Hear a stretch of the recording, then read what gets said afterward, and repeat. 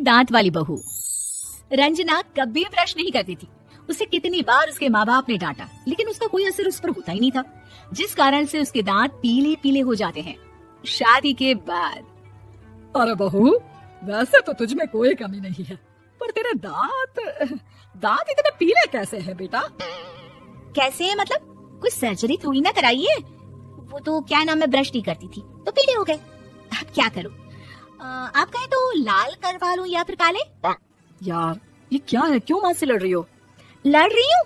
अरे मैं लड़ रही हूँ या ये बोल रही है कि दांत पीले हैं, पीले। अरे तपस्या थोड़ी ना की है इन्हें पीले करने के लिए, बकायदा ब्रश नहीं किया है 20 साल तक, तब जाकर। छी, कैसी बात कर रही हो? ये उस वक्त तो पीले नहीं थे जब हम लोग तुम्हें देखने आए थे।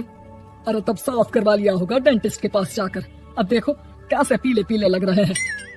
रंजना सास की तरफ गुस्से से देखती है। फिर शुरू हो गई पीले पीले पीले।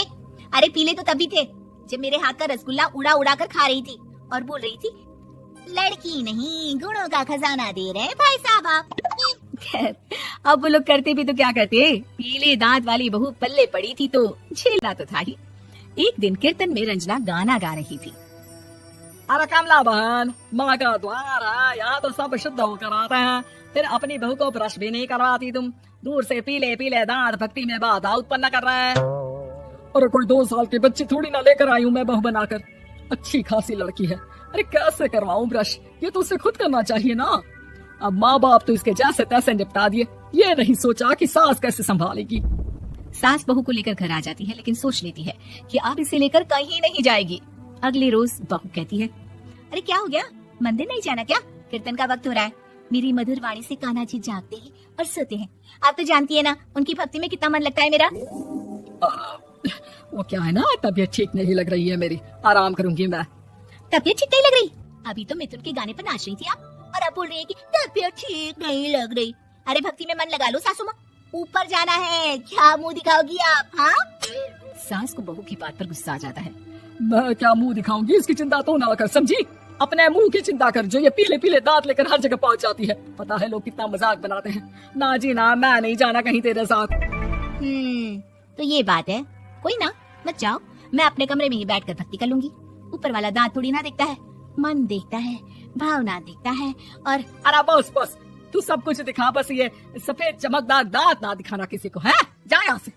बहू को सास की बात का कोई फर्क नहीं पड़ता, वो तो जैसी थी वैसी ही रह जाती है। सुबह नहाकर किचन में खाना बनाना, फिर खाना खाना, कीर्तन भजन करना और सो जाना। एक दिन, माँ जी मैं सहेली के घर जा रही हूँ, शाम को लेट आऊंगी। हाँ हाँ तो जाना, मैंने कौन सा तेरी आरती करनी है घर पर बैठकर। रंजना सहेली के घर जाती है, जहाँ वो पार्टी में जाने की तैयारी कर रही होती है। अरे शिखा, कहाँ जाने की तैयारी कर रही है? मैं गलत वक्त पर आ गई क्या? अरे नहीं यार, उल्टा सही वक्त पर आ गया। मैंने ये साड़ी और ज्वेलरी निकाली है यार, शाम को इनके ऑफिस की एक पार्टी में जाना है। बताना कैसा लग रहा है ये सब? नहीं यार, इस ड्रेस के साथ तो वो वाली ज्वेलरी अच्छी लगेगी। हाँ हाँ सही बोल रही है, मैंने ध्यान ही नहीं दिया। वैसे तो हमेशा से मस्त फैशन सेंस रखती है। तो बड़ा जाती होगी ना पति के साथ पार्टी में। रंजना कुछ नहीं बोलती, बस सोचती है कि यार काश ये बात सही हो जाती, पर मैं क्यों नहीं जाती पार्टी में? क्या इन लोगों की कोई पार्टी होती नहीं होगी?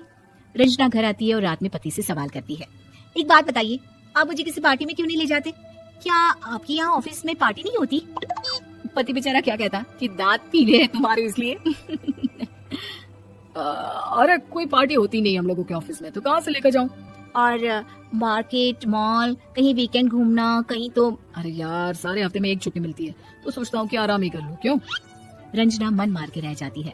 पहले कभी सास के साथ मंदिर जाया करती थी, लेकिन वो भी सास ने ले जाना बंद कर दिया। घर बैठी बैठी रंजना बोर हो जाती है, तभी उससे आइडिया आता है और वो मायके जाने का सोचती है।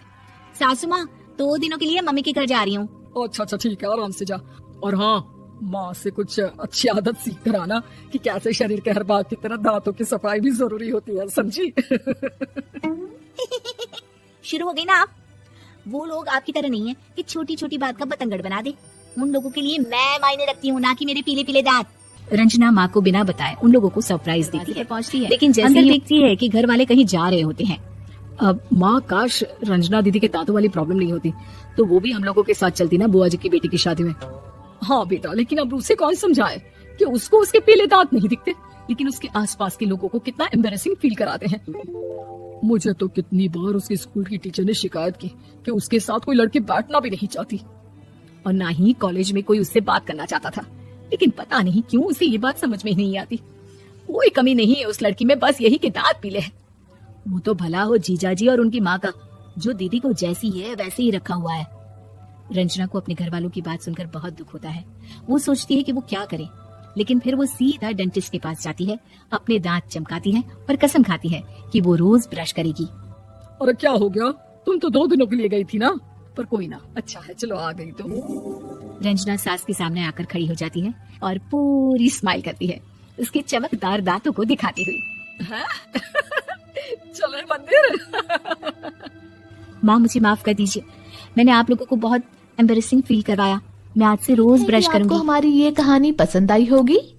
कृपया हमारे चैनल को सब्सक्राइब करें और सभी अपडेट्स के लिए बेल आइकन जरूर क्लिक करें। और हाँ, वीडियो लाइक और शेयर करना मत भूलिएगा। Bye bye.